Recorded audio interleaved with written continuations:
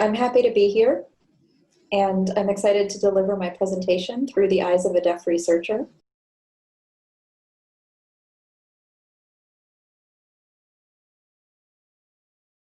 So I am not Swedish.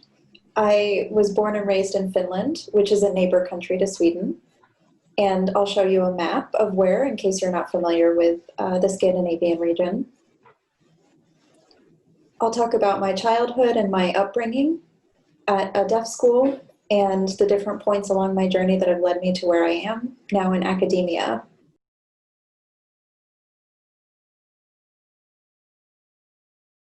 I have presented in several European countries. I'm often asked to give presentations on different topics, including learning sign language, university studies, how to navigate.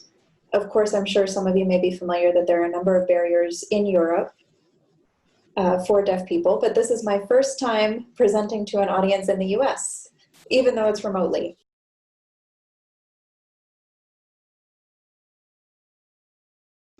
So this map shows Europe, including France, England, Spain, Germany, and then north of those countries is Sweden, Norway, and then Finland, to the east of Sweden. I grew up in Finland, close to the Russian border. And Finnish language is different, and their sign language is also different. I'm sure you may be aware that in Europe there are a number of different sign and spoken languages used within a fairly small region. Finnish writing, some people think that Finnish language is more like Russian or more like Swedish, but it's not. It's a language isolate. And some people say it's a very difficult language to learn. And for deaf people, of course, it's often more difficult to learn spoken written languages. There are many grammatical details that can be compressed into a single word. So learning how to split the words and how to agglutinate parts of a word can be very difficult in Finnish. Now I live in Sweden, in Stockholm, which is still fairly close to Finland. It's only about an hour's flight, so it's very close, but of course the culture is completely different, the language is different, the sign language is different, everything is different, even though it's fairly close. I grew up in Finland. Until I was about 24 years old, I moved to Sweden. But all of my school life and all of my childhood and college was in Finland.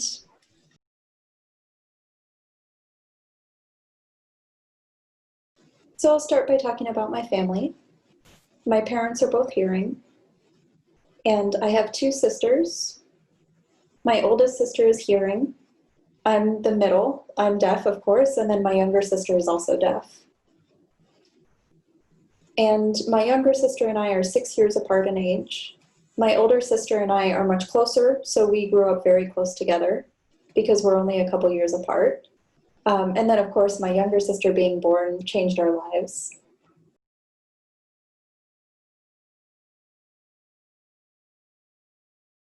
So I know it's a common experience for hearing parents to have a deaf child and not really be sure about what to do with their deaf child. That's common in any culture around the world. Doctors often don't encourage sign language to be used. They encourage spoken language to be used instead, including speech training, lip reading, and all that. My parents tried to communicate with me using spoken language, and they found that it was very difficult. I didn't understand what they were saying. And my older sister is only a year and a half apart from me, so she often helped me as a de facto interpreter, using home signs and gestures to tell me who was coming, what we were doing, if someone was visiting my parents, just different information about what was going on that I didn't have access to. So that was a very early form of sign language that we used based on home signs and gestural communication, but I was able to communicate with my older sister fairly easily when I was very young. And my parents noticed that I had better communication with my sister and really very, very limited communication with my parents. And later, my mom met a hearing person from a camp or from church who was connected to the deaf community and invited us to meet members of the deaf community. adult deaf people who use sign language. And from there, we were able to learn sign language and go to these events and meet deaf adults, starting when I was about 4 or 5 years old. And then when I was 6, I started at a deaf school and I learned sign language more formally at the deaf school. And then I would bring that back home to my sister and teach her sign language, of course, and replace the old home signs that we used to use. We do still use some of our secret sign language with each other. That's a special bond that we have, but for the most part, we use Finnish Sign Language at home. With my family, when we were eating at the dinner table, having conversations at the dinner table, we typically sign. And of course, my youngest sister was born deaf when I was about 6 years old. I had just started at the deaf school. And so my younger sister was exposed to sign language from birth. My family had already learned sign language for me, and so she was born into a signing environment. So I think it was a bit easier for her. So at the dinner table, my deaf sister and I have very easy conversations in sign language. My hearing sister is also fluent in sign language, but of course she's hearing, so she still responds to auditory and spoken Finnish as well. My parents did try to learn sign, and my mom learned sign language and later worked in a deaf school as a social worker first.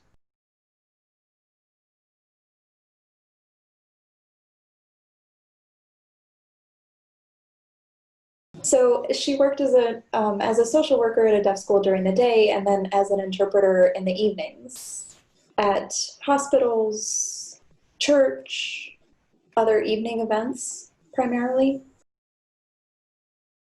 And my oldest sister also ended up becoming an interpreter as well.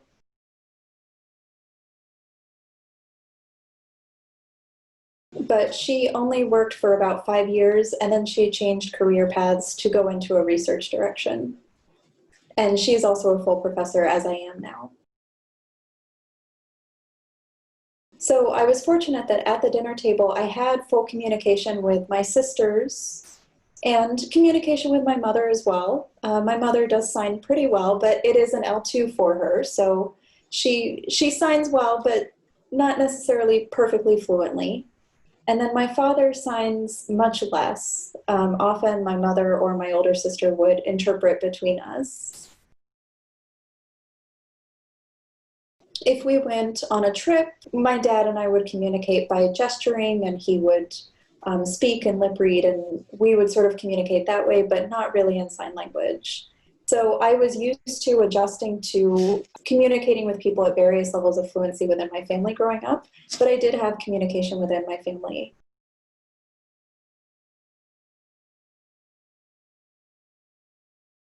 When I was 6, I started at a deaf school. And I started at Kuopio School, which was a bit further away from home. And I was only there for a year because it's a pretty old school, and you can see it in the top picture here on the right. It is a beautiful building, but it's much older.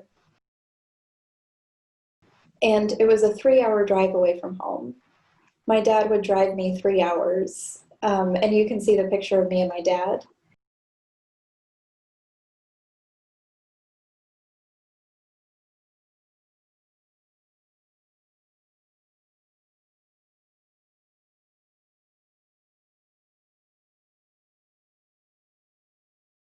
So, of course, back in these days, we didn't have phones that we could take pictures of very easily, but this is a picture that was taken of me and my dad from a car. So my dad would drive me to the deaf school, and I almost fell into the research world very early at the deaf school because I saw so many things that I still remember there. At the deaf school in Kuopio, there would be 20 girls living together in dorm rooms, and there would just be 20 beds set up side by side. Some of us knew some sign language, some of us didn't. And as a 6-year-old, I was very observant and very interested in the different types of behavior that I saw and the different types of language that everyone used. At the deaf school, the dorm area was within the building, and it was an oral school. It was my first year, so it was fairly easy for me. You know, 6-year-olds are mostly playing and doing art, and it's fairly easy, not very rigorous academically. But I would notice how people communicated with each other at the school. So many of the children would sign to each other, and then when the teachers came over, we would have to switch to speaking. And we would sign to each other at night, we would tell stories to each other, we would share information in sign language, but whenever the teachers were around, we weren't able to use sign language. And I also remember seeing how the teachers taught without signing, and that was very confusing for me because we use sign language at home, but the teachers didn't use sign language in the classroom.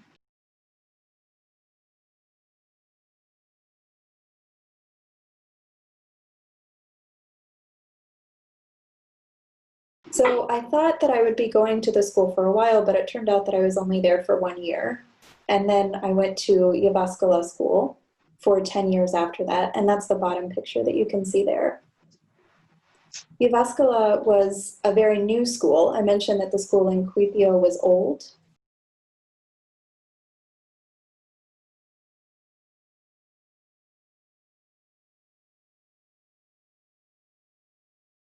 At the same year that I started at Jyväskylä school, they had previously used an old style of fingerspelling, and then they changed to a different style of fingerspelling that was more like the Swedish way. And so I grew up using 2 different styles of fingerspelling. The sign language was a bit different, and so that was a bit confusing for me. But at the new deaf school, there were new teachers, it was a new building, everything was completely new, and they used total communication methods. So it was signing as well as speaking simultaneously. And so that was a very new idea of how to teach deaf children at that time. What happened is that there had been 4 different deaf schools that had all closed, and all of those students were sent to Jyväskylä. So the different local dialects from each of those deaf schools became mixed by the students and the teachers at Jyväskylä school. In the middle picture, you can see, I think I was about 9 years old when that picture was taken. And I'm standing right in the middle with the long blonde hair.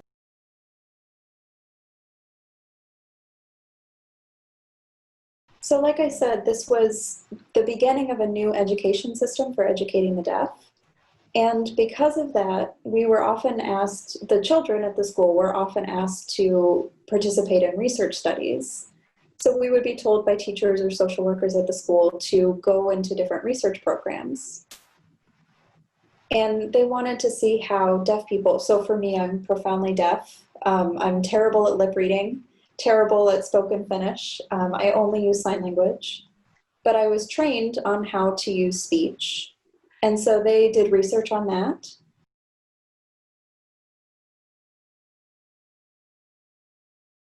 I remember once I was invited by a professor, a researcher, to sit down with them in front of a large audience of students.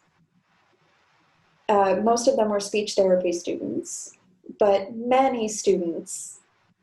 And we were at the very front of the classroom, almost like we were on stage.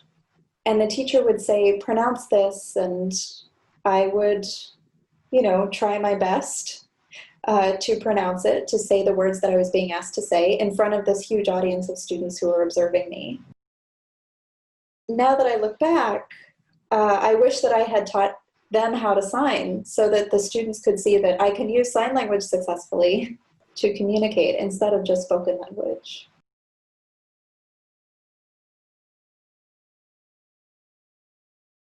I remember another time that a study was interested in seeing whether or not deaf people can dream when they're sleeping. And so they had me fall asleep, hooked up with an EEG and electrodes, and I slept. And I don't know exactly what happened. I don't know exactly what the research found. But that was another research study that I participated in.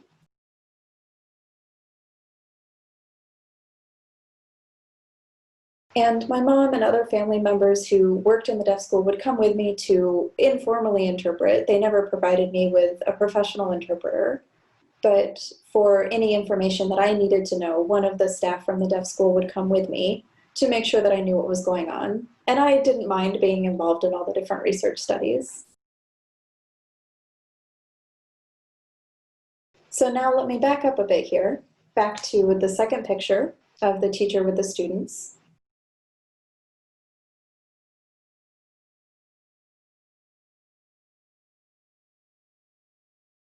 When I was 13 or 14 years old, this class started testing whether or not deaf students could learn a foreign language. All of our education so far had been in Finnish, with a focus on signing, Finnish Sign Language, but mostly on reading, writing, and speaking Finnish spoken language.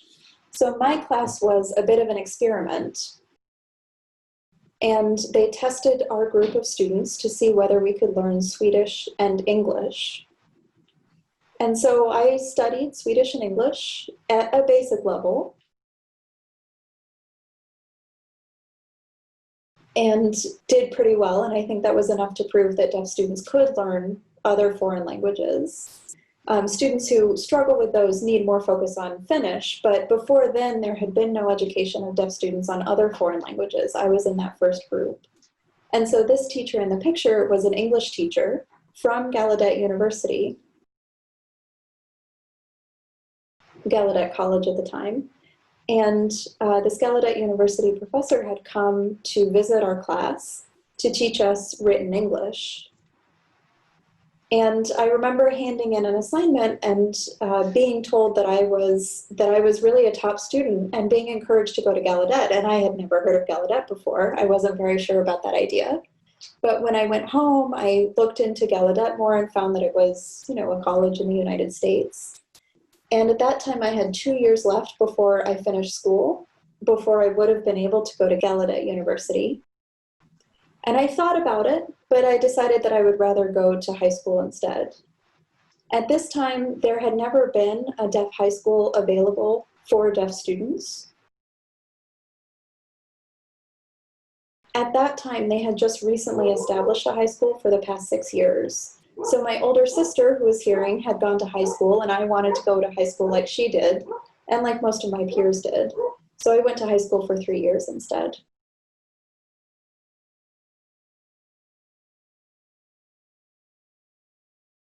So I went to a high school for deaf and hard of hearing students that was fairly small. And of course, my older sister went to a hearing school, but there were no interpreters available at that time, so that wouldn't have been an option for me. So I went to this small school, and now that school is actually closed, and deaf students in high schools now are mainstreamed with interpreters. But at that time, I went to high school at this deaf high school. I was there for 3 years. And then I had the opportunity to work with an interpreter in university. So I went to a mainstream university. It was myself, and then there were 2 other hard of hearing students who were majoring in education.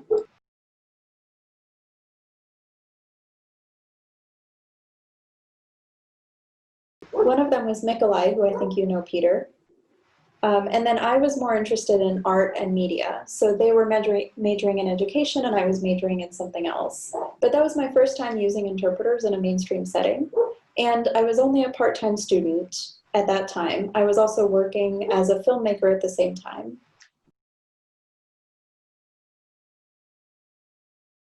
At that time, Finnish TV and film was becoming more popular in the deaf community.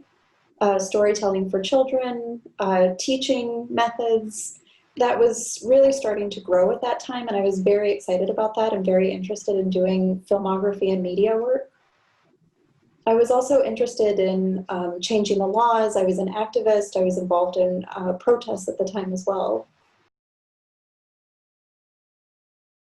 So I studied media and TV production for 1 year, and then I switched to linguistics.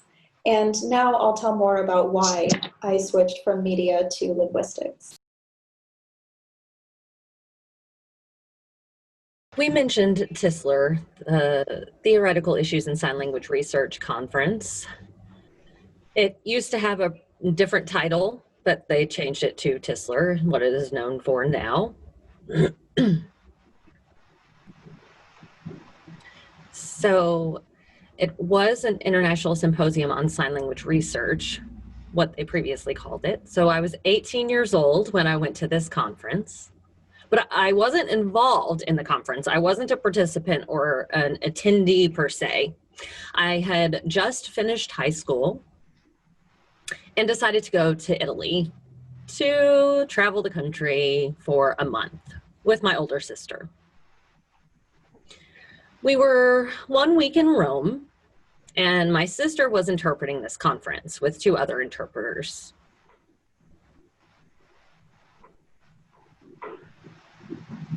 So I really just followed along with my sister where she went during the conference. It was a 4-day conference, I believe.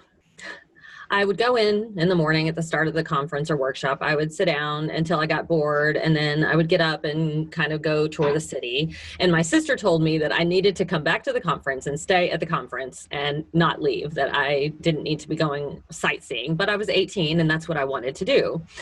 But when I did heed my sister's words of warning about staying at the conference, I would sit and just draw. So the final keynote speaker was William Stokey. You can see this smaller picture of Stokey, that's a zoomed picture of, a zoomed in of the larger picture you see here. And yes, I drew this. I was 18, sitting in the auditorium. You can see a row of people standing down at the front. That's the interpreters. And then the audience members. I would just kind of doodle a bit and draw. I didn't realize who Stokey was and how famous he was. And at the end of the presentation, when he was finished, a whole row of people around me told me that they wanted a copy of my drawing, and I had no idea why. I ended up making about 200 copies and just handing them out to everyone. And yes, I should have charged, but I didn't realize what a gold mine I had. Anyway, I gave out free copies to whomever asked. Again, I was 18 at this time, and went on with my university studies. And 4 years later, I became a linguist.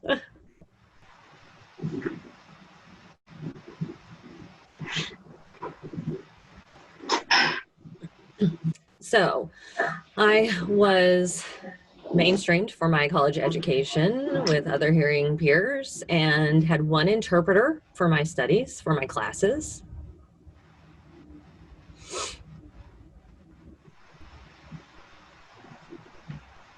I knew that Sweden had sign language linguistics, and I became involved with a study at one university, and then was involved in a media project for about a year. And then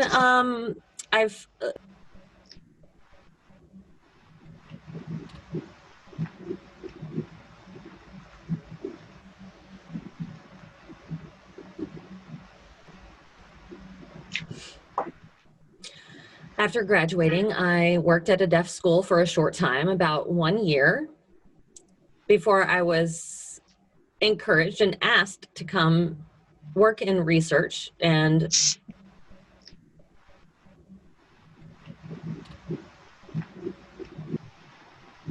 these are a few famous, well-known Swedish linguists. There was, I think, 1 in America prior to these who began to study sign language research or sign language linguistics in Sweden. Lars Wallen is the gentleman here. Britta Bergman is the taller lady, and then Inger Ahlgren is the shorter lady in the front. Lars was the first deaf person to get their Ph.D. in Sweden. And all 3 of them were amazing mentors for me.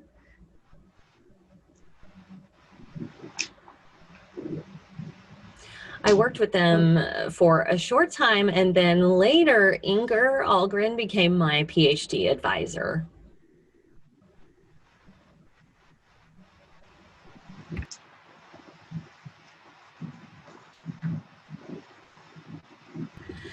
So Lars was the first deaf PhD, or deaf person to receive his PhD in Sweden. I was the second 4 years later. Now, I was from Finland, but the first one to receive, the second to receive my PhD in Sweden.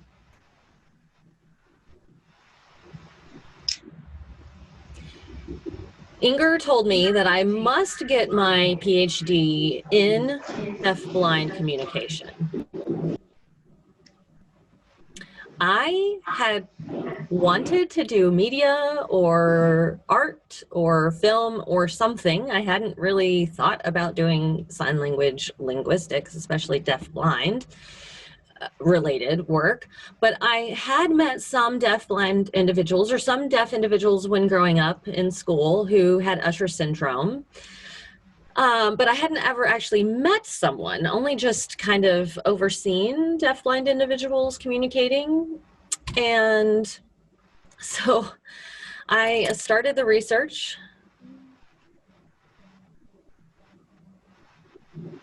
In the 90s, well, I guess about 1989, 1990s, research into deafblind communication became more popular, more prevalent. So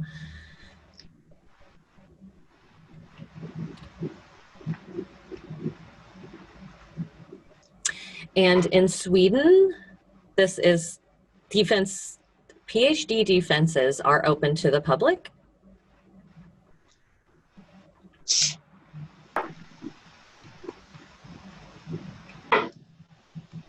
Now, after I got my PhD, it was not easy to find work.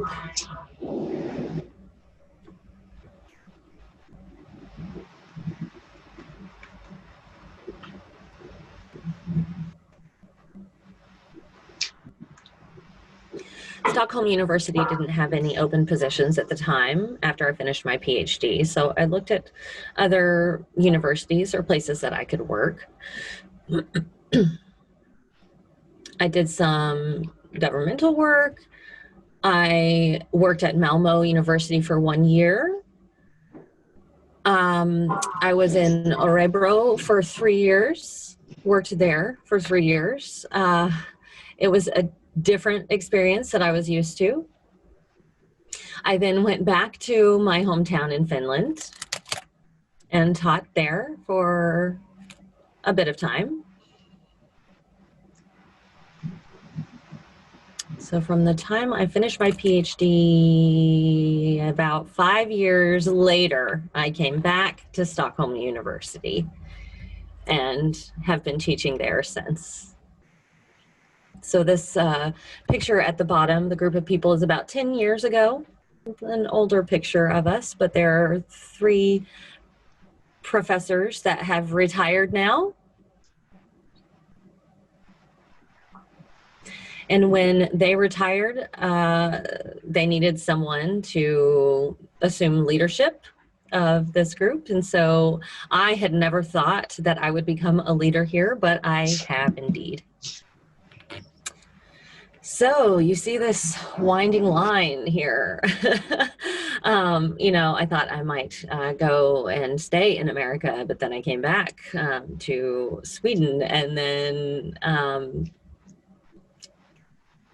I was a research assistant for a short period of time, and then I got my PhD, and then I have been a lecturer, and then went back to research, and I've been involved in the deaf community in various ways, and then back to research, and I did become an associate professor in 2005. Our system is slightly different in Sweden. You are an associate professor at the senior lecturer position, but then at the reader level, associate professor, that's when you have more experience and more years of work under your belt that you can become a reader, what we call that here. And then I was a visiting professor in Brazil for a period of time, and it was a wonderful experience. And then I am back at Stockholm University as a full professor now. I have been involved in a lot of board work, a lot of committees. I have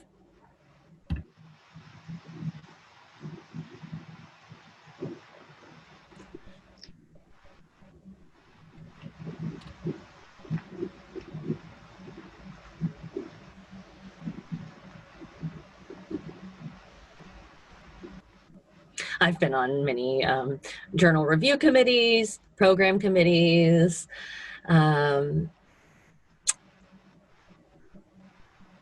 the International Sign Language Linguistics Society I've been involved with for 7 years now and have a great international network through there.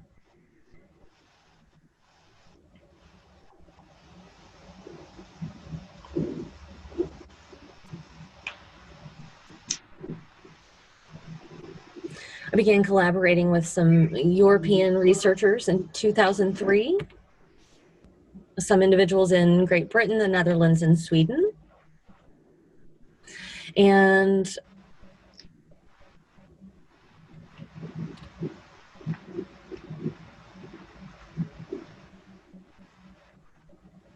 often I have found that it seems that deaf individuals can adjust themselves in their communication easier than the hearing individuals can.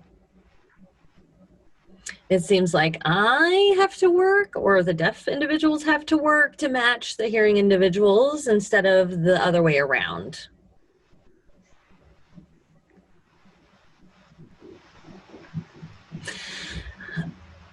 There are fortunately more deaf researchers that are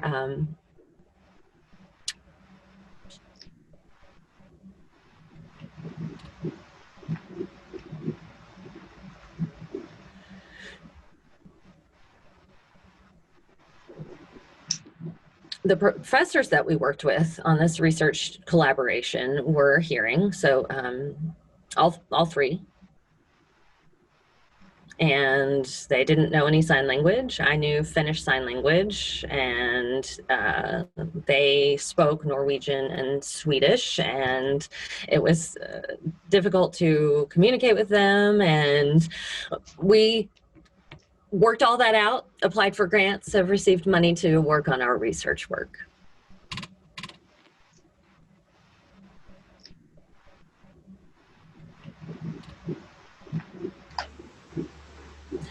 I have been working on this project, Corpus Transcription and Annotation, for 17 years now.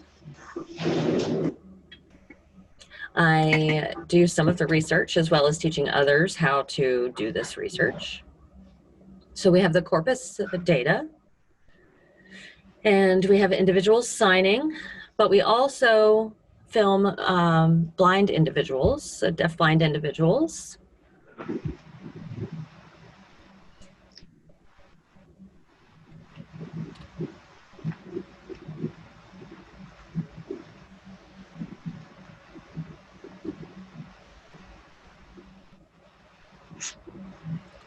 I have had and do have different areas of interest for my research, but broadly, of course, tactile sign language communication is one area of research. The sign language corpus and sign language documentation is something I've been interested in.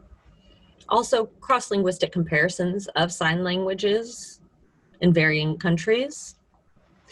The sentence structure of a language, more about stories and storytelling. And then also poetry, signed poetry. And finally, L2 acquisition, particularly in hearing adults who are learning a second language. Those are many of my research interests, but due to timing, I will choose one to focus on specifically.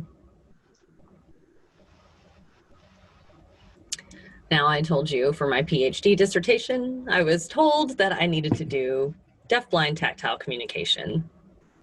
Now, when deaf-blind two deafblind people are communicating with each other, it varies how they might touch each other for the tactile communication they receive. But then I wanted to look at also turn taking. If you can't see eye gaze, how do you know it's your turn, or you should give your turn over to the other person? So I have studied that in deafblind individuals.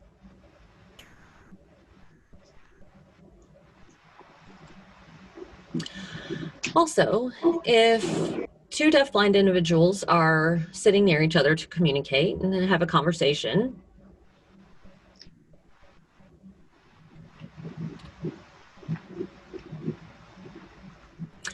the first person might be showing how or explaining how, but with only one hand, with the other person's only one hand being on the storyteller's one hand, it's difficult to show how you would have a writer behind you. So you often, sometimes, deafblind people might manipulate the other person's body to give them a better picture of the movement that's happening. They might explain one person is sitting on the front, one person is sitting behind, and might actually move someone's body in some certain way to show the movement happening when riding the snowmobile, for example. So they will explain something and then show it better, more tactilely.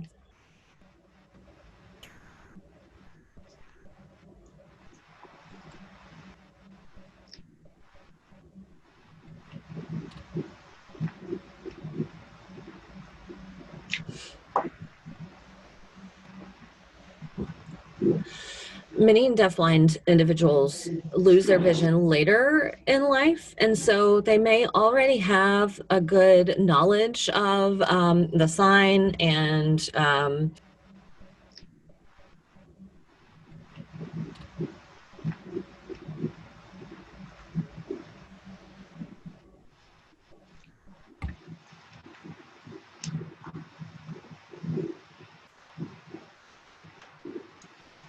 So the other question that I looked at in terms of deafblind communication is how questions are indicated. So how someone indicates that they're asking a question with the goal of getting information. We filmed Norwegian and Swedish signers to see communication between deafblind people using Norwegian Sign Language. And then we looked at two deafblind signers using Swedish Sign Language. And then we flipped those pairs so that one of the Swedish signers was speaking with one of the Norwegian signers, and they did not know each other's languages. So communication at the beginning was not easy for them because they were using two different languages, but then they were able to build understanding. And I was very curious about that process, and that's what I'm currently researching and analyzing some of my findings from that research of how they built communication, even though they use different sign languages, and how they use tactile movements to indicate. I'm also looking into haptics. That's often used for interpreters, but it is also used between deafblind individuals. And so now that's current research in progress. I'm also looking at deafblind interpreting. There is almost no research on deafblind interpreting. And the goal of my research is to help interpreting programs be able to interpret better. Of course, traditional interpreting programs primarily focus on visual sign languages, but it's important that interpreters are prepared to provide adequate interpretation for deafblind individuals as well. So these are two articles that I'm currently in the progress of writing for submission, or that I have submitted this year. And one of the examples that you can see here is on deafblind communication, but there are a number of other articles that I've submitted as well. I just selected these two.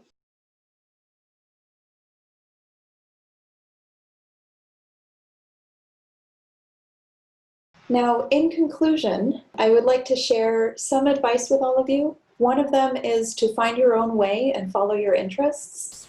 You may run into roadblocks and barriers along the way. Another thing that's important is to have good interpreters.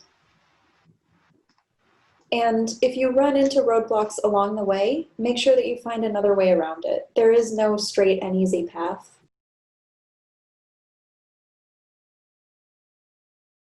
It's also important to collaborate with others and continue keeping relationships open with other people.